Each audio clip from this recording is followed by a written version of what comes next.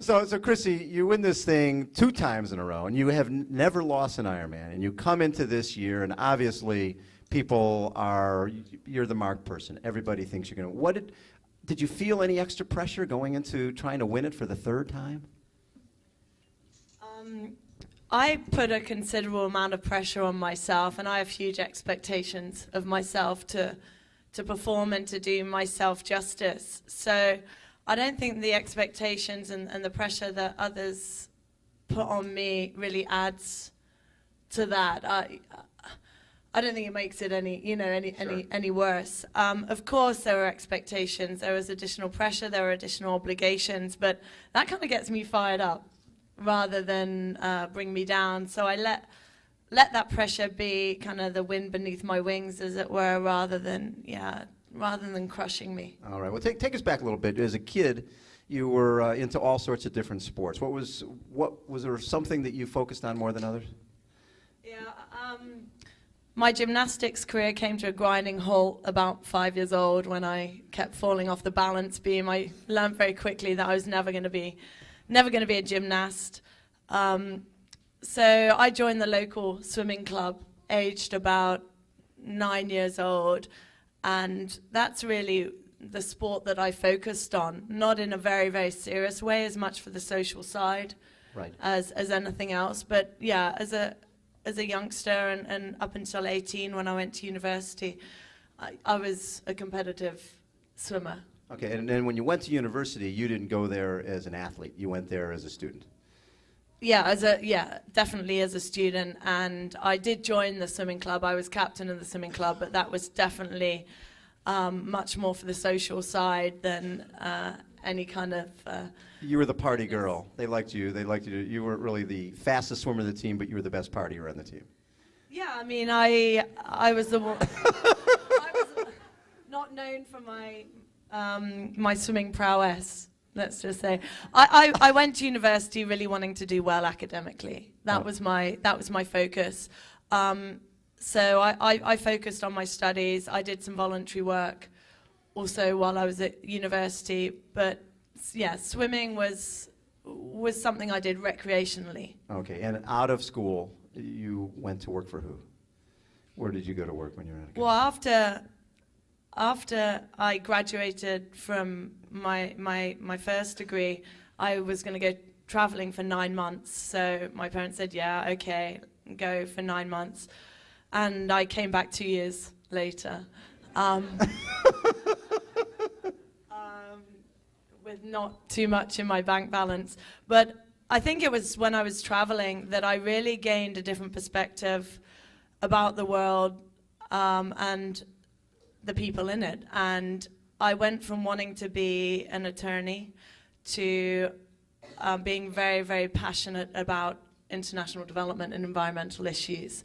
So I decided while I was away that I wanted to study international development, international political economy.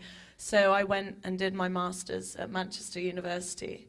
So I put off going to work for another year. So I studied at Manchester, and after that I got a job working for the UK government as a advisor on international development policy. Whoa, just like every other professional triathlete, I think.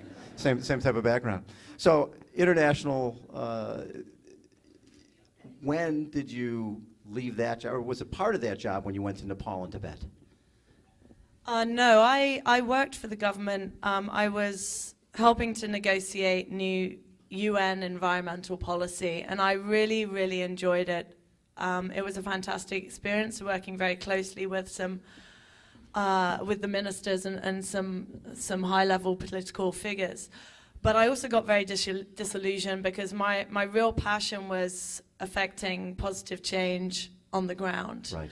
And it's very difficult at that level to see any positive change that you can make. A lot of it is just rhetoric.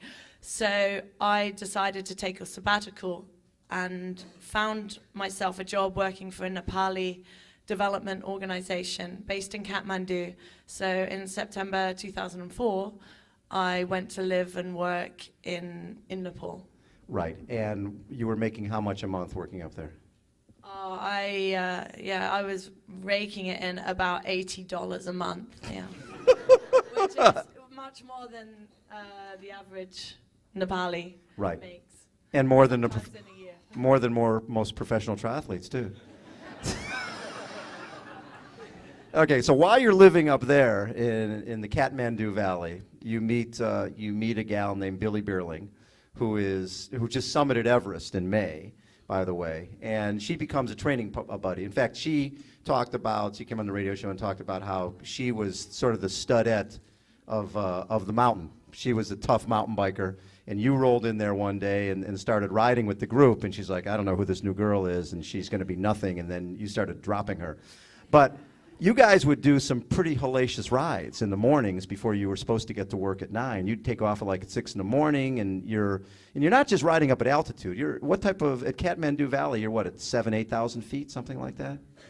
Yeah, it's about that, and we'd climb higher as well. But it was a fantastic way of keeping fit, of Right. course, satisfying that craving for adrenaline, but also seeing something of the landscape. I rode a lot.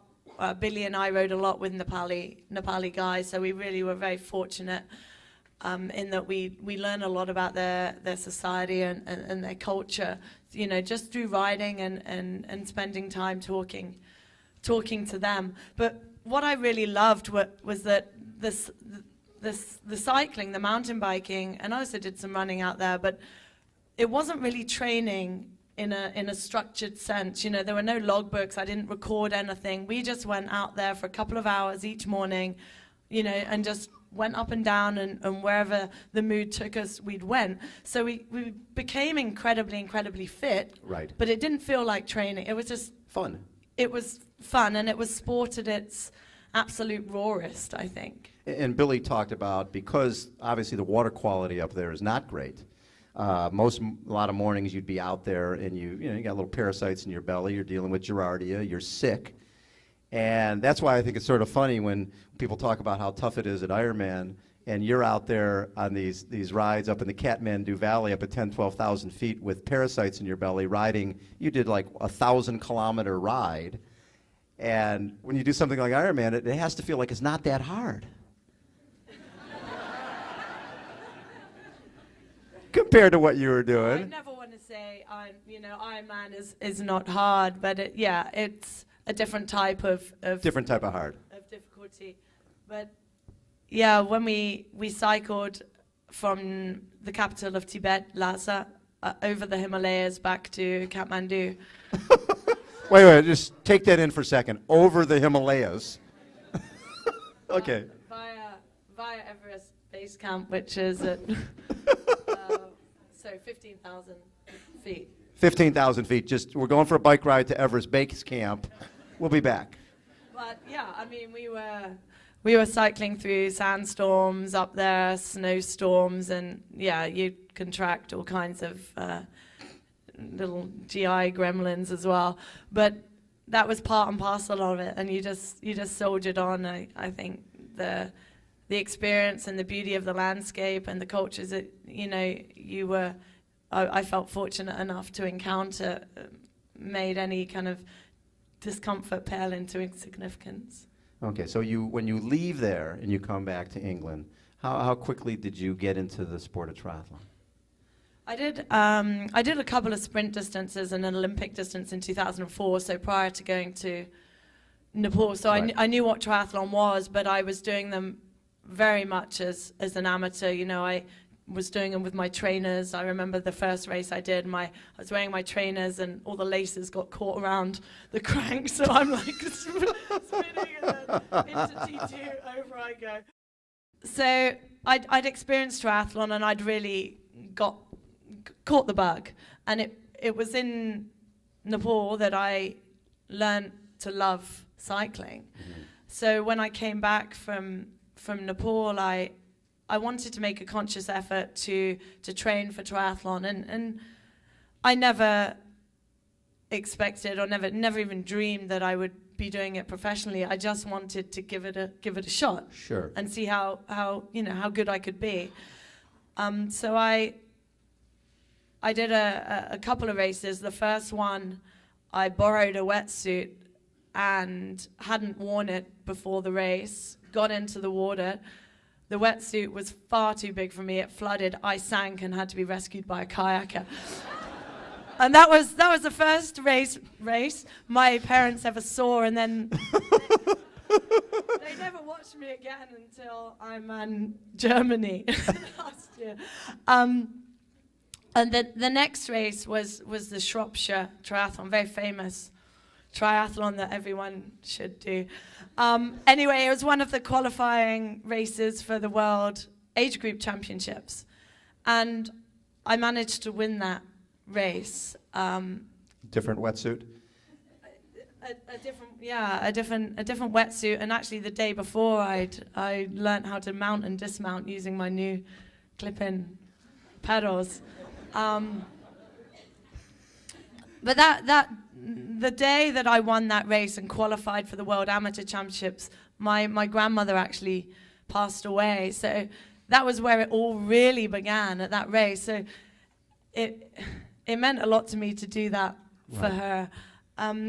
So I raced in Lausanne at the World Age Group Championships in September, and I think that was when my life changed. When you finished that race, did you feel like, okay, I want more, that there's something here? I think it was winning that race, and I think winning by the margin that I did made me realize that I had a talent that I should try and make the most of. And I think it's very difficult to make the most of that talent if you're trying to balance work and training. So I had to make a decision about whether or not to give up my job and really give professional triathlon a shot, focusing on Olympic distance triathlon, actually. Or, whether just to do it as an amateur. And I never want to look back and think, what if? Right. So I took that chance. And when you took that chance, is that when you went out to see Brett Sutton to see if, hey, this is somebody who's an expert in the sport, and have him evaluate me? Yeah, I went to see Brett in January 2007. Mm-hmm. So at that point I was still working. And I didn't know who Brett was. I didn't know who he had coached. I didn't know the amount of champions he'd had under him. Right. But someone told me, just go out and see this guy, Brett Sutton. So I went out for a week, and he just gave me sessions, and right. I did the sessions. And what type of sessions were those to begin with? Because those must have come as a little bit of a shock. Yeah, there were some tough sessions. He had me almost falling off the back of a treadmill. I was running at 16k an hour on a treadmill. He put me on that, and I did this home trainer session, and we were doing hill repeats up and down. But I'll work as hard as I possibly can. So right. I enjoyed that. I enjoyed the pain, and he didn't give me a lot of feedback. He doesn't give a lot of feedback. Even when I first won Hawaii, all he said was, good job, kid. And for him, that's a huge compliment. But he didn't say a lot to me. But one thing he did say that I remember is, you've got the physical ability, but I think I'm going to have to chop your head off. Not that unattractive, he said. But no, he meant. Can be very bull at a china shop. I like to run with things and run very quickly and often think later. And I think he wanted to make me realize that to be a professional triathlete, I had to be more methodical in my thought process, a bit more deliberate in the way that I approached things. And hopefully I'm learning to do that, and it's something that I'm still trying to take on board and still trying to mature in that respect. But yeah, I remember that was one of his first words to me. But yeah, he gave me that chance, and he saw something in me that I definitely hadn't seen, and I knew that he saw a long course athlete long before I ever did. Because really, at that point, he had a lot of different athletes on the team, and when he first said to you, hey, I think you're ready for Ironman Korea, because really, you were still thinking of yourself as an Olympic distance athlete. Yeah, I think it was Alpe d'Huez, that 2007 Alpe d'Huez long course, which is an absolutely fantastic race. It's a 2.2K swim, 115K bike, and then 22K run at the top of Alpe d'Huez. So that's a long course race because it takes around 6.5 hours. And I think it was when I won that I really realized that I preferred the long course racing, and that perhaps I would be ready for an Ironman. And Ironman Korea was about 5 weeks after that. And yeah, Brett said to me, do you want to do an Ironman? And I remember distinctly, I said to him, am I ready? And he said yes, and I said, yeah, I do. And then you go to Korea, and did you flat in Korea? It's a recurring theme, isn't it? Yeah. Yeah. I think I've had my fair share. I've had 3 now, so that's should be done, yeah. Yeah. I came out of the water into T1, and my tire was flat in T1, so I spent about 7 minutes repairing it in T1, and then was on the road. And then you still won the race. Yeah, yeah. Yeah, of course. Hello. Okay, so and then Korea to Kona was how long? 5 weeks, and Brett made me do this Singapore 70.3 the next weekend after Kona, after Korea. So I flew Korea to Singapore, did Singapore 70.3, and was running like a tin woman. And then I think it was 5 weeks from that point until Kona. And what did you know about Kona? I mean, obviously, since you were fairly new to the sport, you're going into the stuff a little bit blind, and Kona has all this tradition and history and the lava and Madame Pele. Going over there for you, what impressed you about that first time there, and how did you adapt to not really knowing much about this new sport? Yeah, I didn't know that much about Hawaii, but prior to becoming a professional triathlete, I really didn't, and it was only through speaking to the likes of Belinda Granger and all of the other athletes that I learned about it. I didn't know about the history, and I have to say I didn't really have a full appreciation for the magnitude and significance of the event, even I think after I won the first year. I was kind of nervous going in. I'd never sat on a time trial bike, so I got my first time trial bike after Singapore. So I had like 5 weeks to learn to ride this new machine. And I was still fiddling with the setup going into Kona, like even the days before the race in Kona. But I went there just wanting to race. I love to race. I really, really enjoy the Ironman and the Ironman distance and all the highs and the lows and the challenges it presents. So I was just excited to be there, and it's a beautiful place, and it has some of the best, it's where triathlon began, and it had all of the best athletes in the world assembled. Right. So I was excited about the opportunity to kind of pit myself against them. I knew that I was training well because obviously I was training within a team, and many of the other girls were actually going to Hawaii. So I knew how I was doing relative to them. But winning Hawaii never even crossed my mind. It was something that someone else does. I was hoping for a top 10. So you were as surprised as all the rest of us were when you won that thing. I mean, I hardly knew who Chrissie Wellington was, let alone anyone else. Everyone says, Chrissie who, Chrissie who, Chrissie who. So when you were, because you came out of the water a little bit back, and you basically blitzed your way through the field, and when you were passing these people like Kate Major and McKeely Jones and all these, former Ironman champions, did you have a clue who any of these people were? No. There's the girl with the curly hair. There's the girl on the pink bike. And this other girl keeps coming up to talk to me. They say her name's Paula Newby something. I don't know who the heck she is. Oh, that was embarrassing. Oh, no, that's another story, but I didn't know who Dave Scott and Mark Allen were when they came up to me. I only knew who Mark Allen was because he had a T-shirt. He had Mark Allen online. Okay, yes, you knew him. No, I really didn't. Yeah. I really didn't.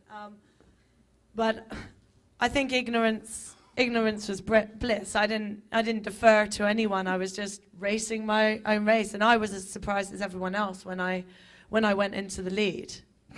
And I was just so happy. I couldn't believe I'm in the lead and the World Championships, and it just seemed so surreal to me, so surreal. And I just kept expecting someone to come past. Right. Someone will come past.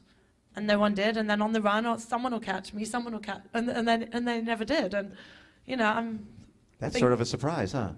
It was, it was just incredibly surreal experience. Now, were your parents at that first Ironman? No, they were on holiday in Italy. I think that they. I never really even told that many people that I was racing there. So I crossed the line, and you were probably there, Bob. I was there. I was there going, what's your name and how do you spell it? Who the hell are you? Where's McKeely? Where were you? I'd say who's McKeely. But, it was a huge shock to me. Yeah. Really. And how did it change your life, winning that race? It's changed my life in so many wonderful, wonderful ways. Most importantly, it's enabled me to have a platform that I never, ever thought I would have. Yeah.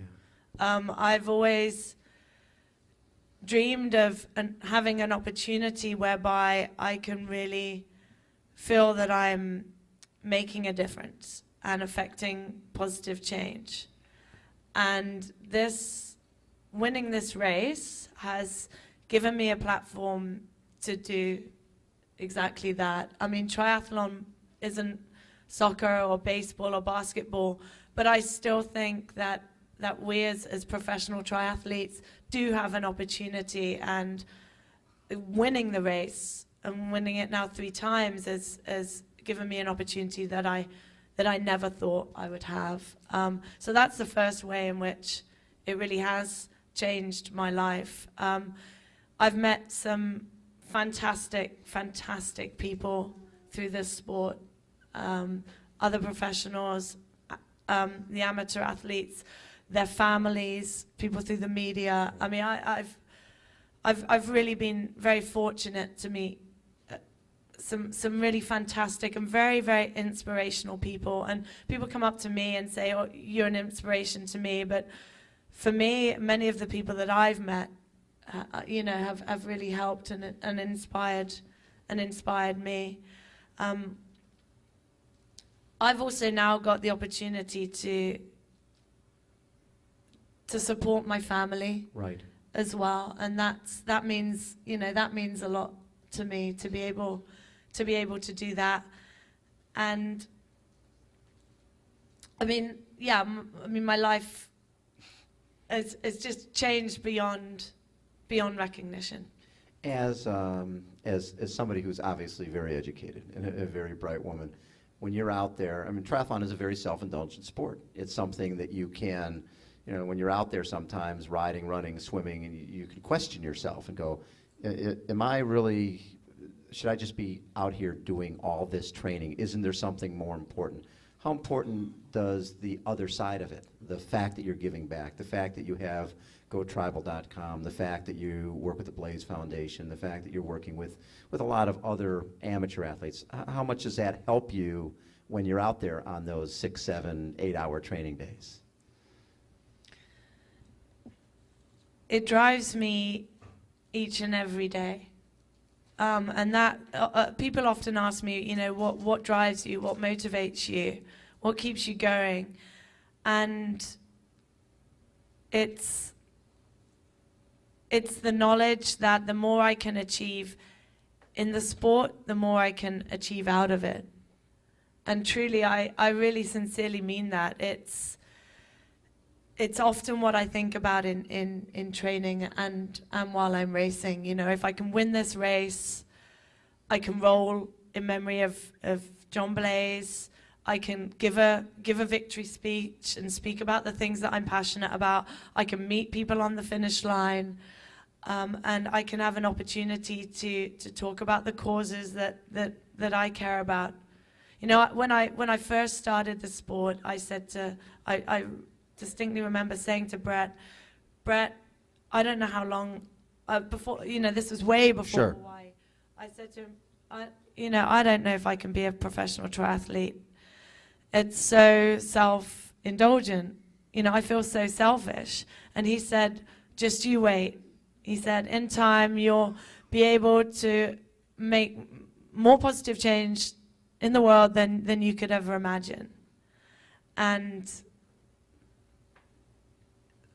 I think that scenario, I guess, is coming true. But no, it's incredibly important to me to be more than just a swim, bike, and runner. I want my legacy to be more than a time and you know, a victory on a page or in a record book. Because I think what will be the lasting legacy is if I actually do something with the opportunity, with the position that I have. Right. So you win Korea and then Kona for the first time, and then slide right into winning Australia, Germany, and Kona again, and then Australia, the other Germany, and Kona again. I mean, 3 Ironman, plus it's not just like you're doing Ironman races, you're doing some other races in between, some 70.3s and some other longer races. How have you managed to, one, stay pumped up, but also to stay healthy? For, you know, we talk to people all the time when they start doing multiple Ironmans, yes, usually when they break down.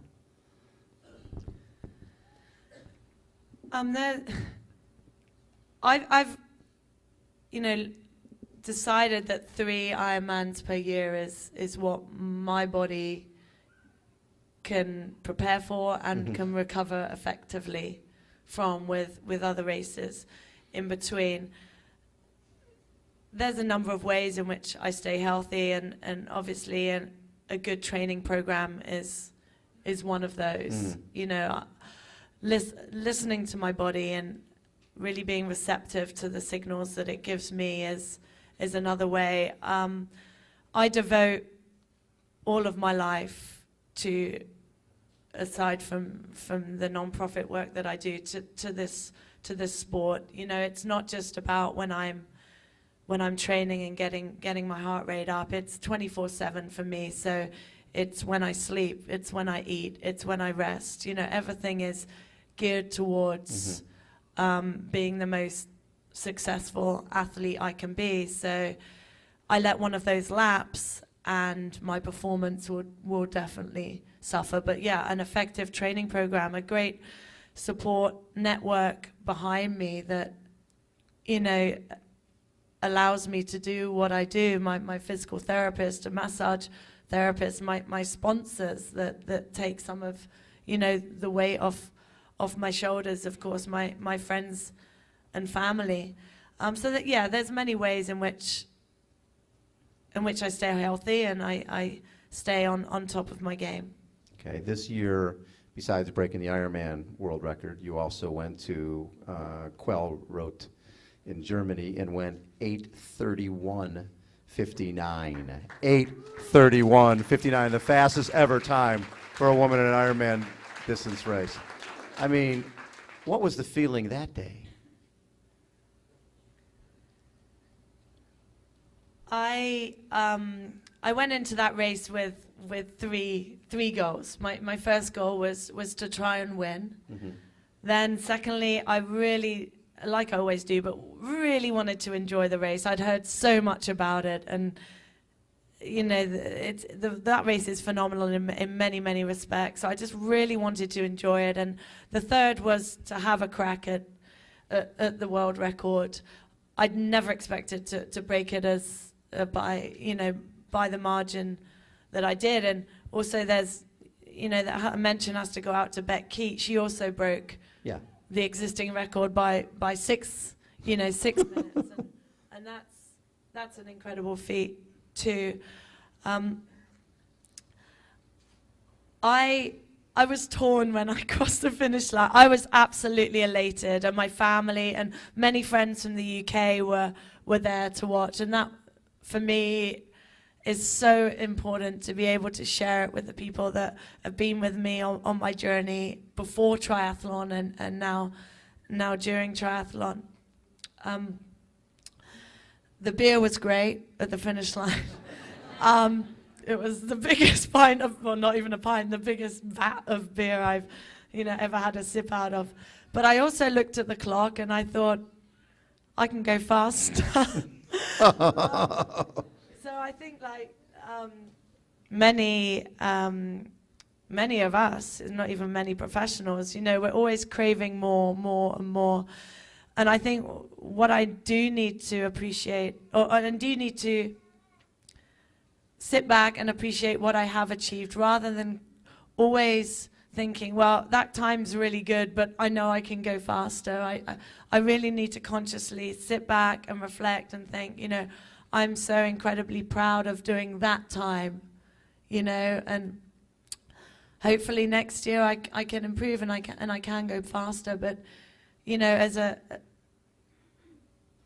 as a perfectionist and someone that likes to get the best out of themselves, I do need to sometimes sit back and think, I've achieved an incredible amount, and be proud of that, rather than always looking forward. Yeah, the year you had this year, nobody's ever had a year like that.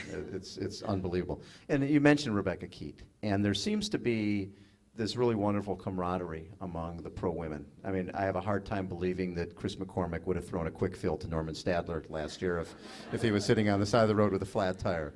But Rebecca Keat didn't hesitate to throw you a quick fill, and you would have done the same for her. What is it that, obviously you have to compete with these women, but at the same time, these are your friends. Yeah, I mean, what Beck Keat did kind of epitomizes everything that's great about our sport and the relationship that there is between the professional athletes, the professional female athletes, and between, the males as well. For me, I mean, I'm incredibly competitive, and I'll fight every step of the way. But it's not a personal thing, right, against my other competitors. And yeah, if someone else was in dire straits, then I would help them. But like I said, I've met some fantastic people, and all of the professional women that I've met, I really like, and I enjoy spending my time with. Right. What was interesting is last year, Chris McCormick won, I think it was Ironman Germany, and you were in that same race and won that race. And it's a multiple loop run course, correct? So Chris McCormick was on a radio show, and he said, yeah, I got to tell you guys this. I was doing the marathon, and I've got Aniko Llanos 3 seconds behind me, and we're going by Chrissie, who's on her first loop, and we're on our second loop. And all of a sudden, Chrissie is running with us and cheering for us while I'm dying. She is running next to us and going, come on, Chris, you can go faster. Who's behind you? And he's like, Llanos, he's right behind me. leave me alone. And he said for a mile and a half, Chrissie Wellington was running next to these guys, cheering the whole time. And he's like, I'm so glad that she's not racing with us. Speaking of that, the term is getting chicked. And Chrissie Wellington is leading the league. You came off the bike in 40th in Kona last Saturday, and I think you finished 23rd, 22nd, something like that. And Cam Brown was looking back as you were coming down the final straightaway because he was about to get chicked himself. And this is a guy who ran 2:43 and won New Zealand for the 8th time this year. So for you, when you're out there racing, obviously you're racing against the women, but at a certain point when you've got this big lead, are you consciously thinking, okay, well, I want to move up, I want to get some guys, I want to get some more guys. What's going on here?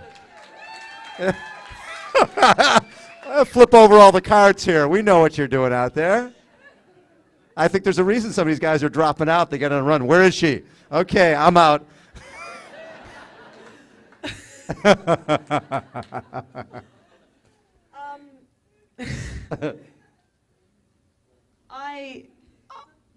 I don't consciously go out to chick the guys, and I do feel kind of guilty when I go. Also, I was running up to Michael Lovato. All of a sudden, he sits down on the curb by the side of it. I said, "Oh, Michael, you okay?" "Yeah, I've got to tie my shoelace."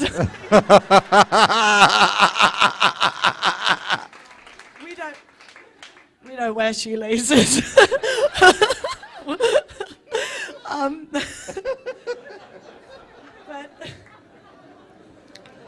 But yeah, I mean, the guys give me someone to chase down.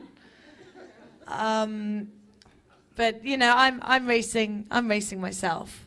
Right. So I can only go as quickly as my body will carry me, which wasn't that quick in the latter stages of the marathon last weekend. But yeah, I mean, a lot of us suffered out there last weekend, and yeah, some of the guys did, and they got chicked. Yes, they did. Okay, so take us through last week's race. This is pretty fresh, and you had a 54-minute swim, if I'm not mistaken.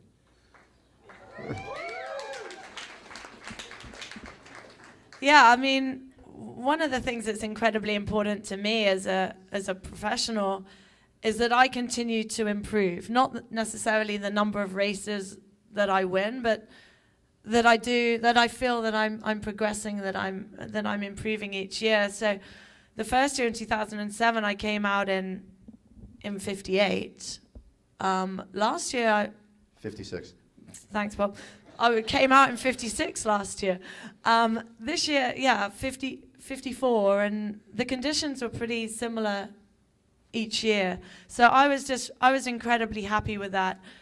What made the difference for me was that I really fought incredibly hard, not only at the start, but also during the swim, to keep on the feet of the people in front of me. And ordinarily, maybe I would have let those people go, or you know, maybe they're thinking that they were a bit too fast. But I thought, no, fight, and that was what was going through my head all the time. So I really made a conscious effort throughout the swim to work incredibly hard. And I'm glad that all the effort I've put into improving my swim actually paid dividends and showed in the time. And that swim also set me up for, you know, a good bike, and also meant that I was ahead of a lot of my strongest, right. I think, the strongest competitors. So they didn't actually know where I was. Right.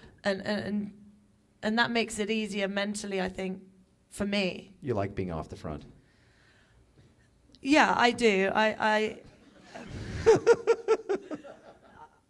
do like racing as hard as I can, and I don't ever want to sit in a pack or go at someone else's pace.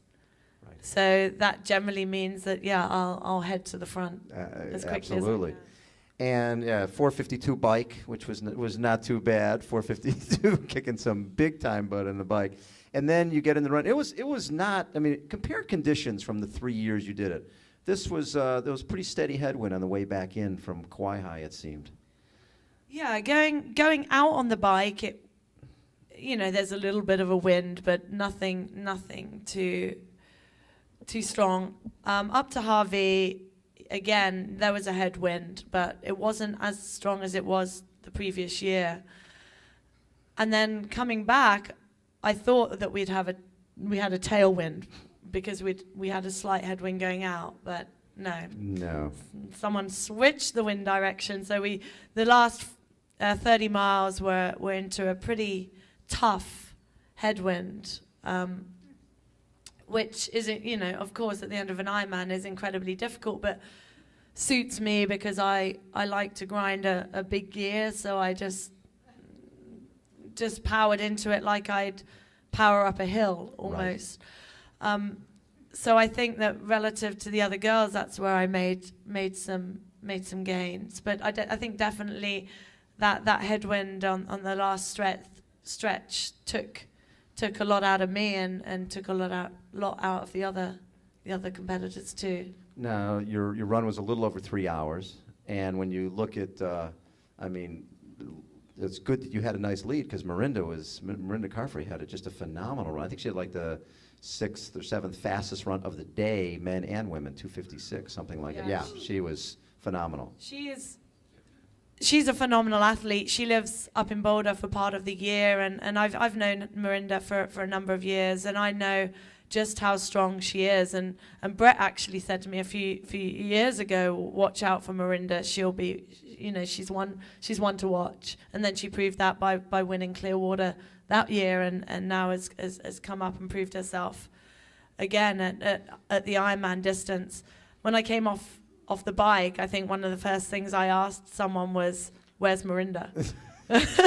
How far back is Mirinda? Because I knew that she's an incredibly strong runner, incredibly talented, and I knew that she'd be able to eat away at my lead. I went through the half in 1:25.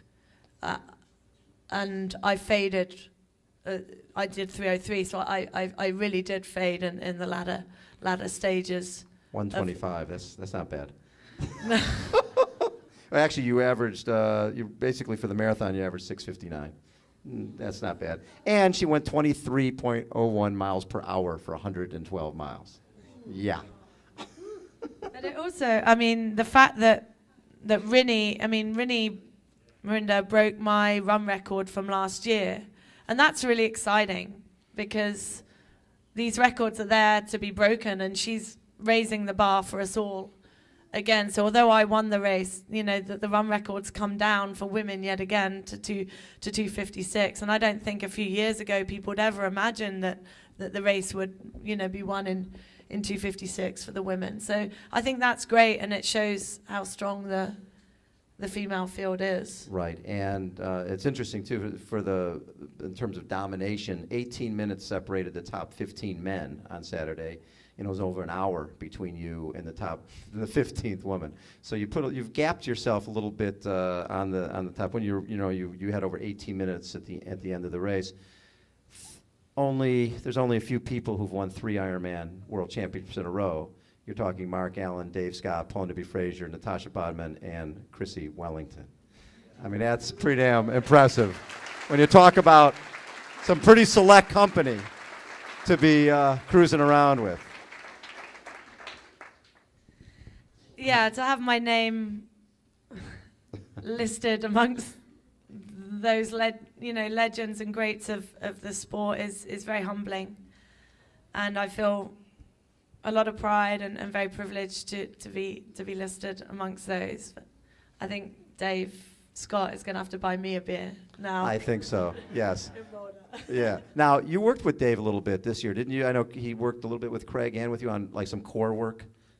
Yeah, I was fortunate enough to work with Dave in Boulder, particularly on my swim, and I give him he and his sister Jane Scott a lot of credit for the improvement in my swimming. he and Jane lead a masters group up there. So I was part of that group, and Dave also identified the need for me to really do some strength work, some targeted strength work on my glutes and my hamstrings. So this year I have focused on that as well. So yeah, no, I worked closely with Dave on those, particularly those two. So as Huddle would ask, what can you bench now?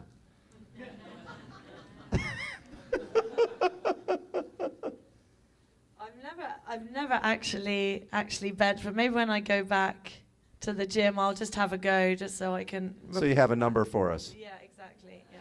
So this last winter, a friend of yours got married in Argentina. I think it was in Argentina? Yeah. A friend got married in Argentina, and there's a climbing friend, right? Climbing friend from Kathmandu. And you guys, I guess it's tradition, you guys all went on the honeymoon together, correct? Correct. Yeah. So tell these guys a little bit about how these people spent their honeymoon. Not quite traditional. Yeah, Tina, my Argentinian friend, got married, and we gate crashed the honeymoon, myself and Billy, and another couple of friends from Nepal. So most people go and on their honeymoon, they lie on a beach or stay in a tropical island like Hawaii. We all got mountain bikes, loaded them up with about 30 kilograms of stuff, tents and et cetera, and crossed a path that had never, or a mountain pass over the Andes that had never been biked before. This is vacation, guys. Yeah, I had never been biked for a reason. One day we managed we averaged a massive 2 kilometers an hour. What type of altitude? You were probably up at what, 13, 14,000 feet? I don't know. Yeah, about 13, 14,000 feet. Basically pushing mountain bikes up the side of cliffs, am I correct? Yeah, up glaciers. And then we get to a river, and we couldn't walk across. The river was too fast flowing, but fortunately, Tina, being a mountaineer, had the foresight to pack ropes and carabiners. So they erected this rope pulley mechanism across the rivers, tied to rocks. So we pulleyed our bikes across, and then each pannier went across, and then each person would cross. Yeah, it was quite amusing until we ran out of food.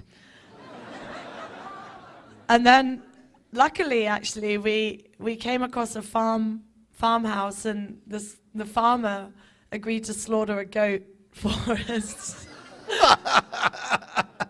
So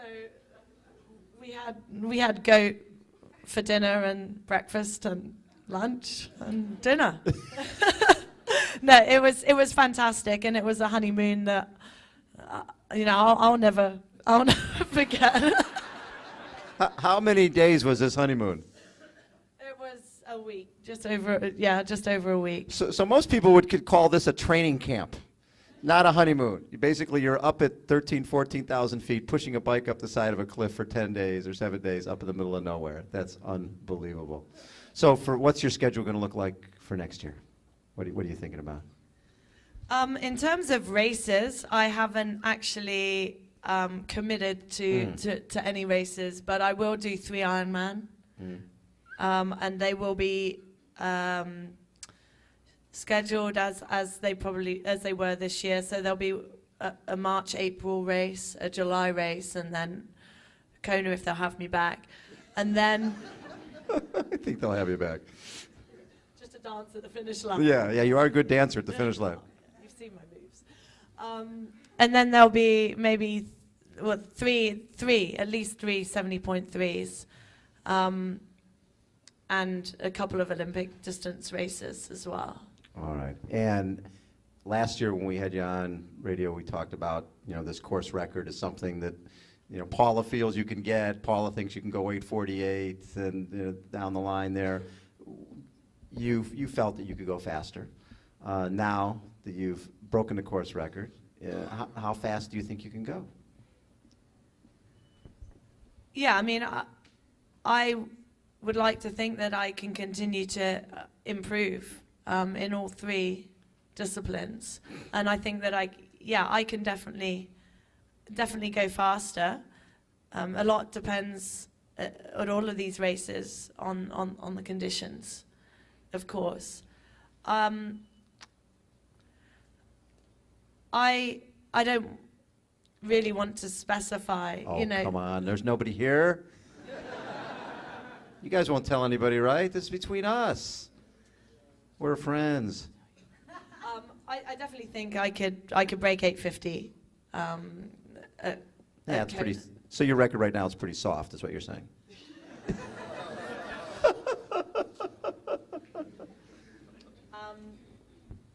I think I need to work on the latter half of my marathon, and I think that's where I can make the biggest, the biggest gains.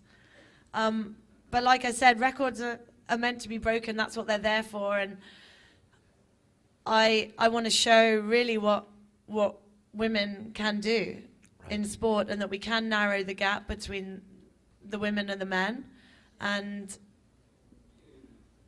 I hope that one day my records fall, even in the not too distant future, because it will show that, improvements are being made. And I don't think those improvements are necessarily down to improvements in technology. I think they really are down to the inner self-belief of athletes that believe now that they can go faster, and that they can go, that they can go faster, and that records can be broken. And I hope that myself and Marinda and others are leading the way in that respect. Perfect.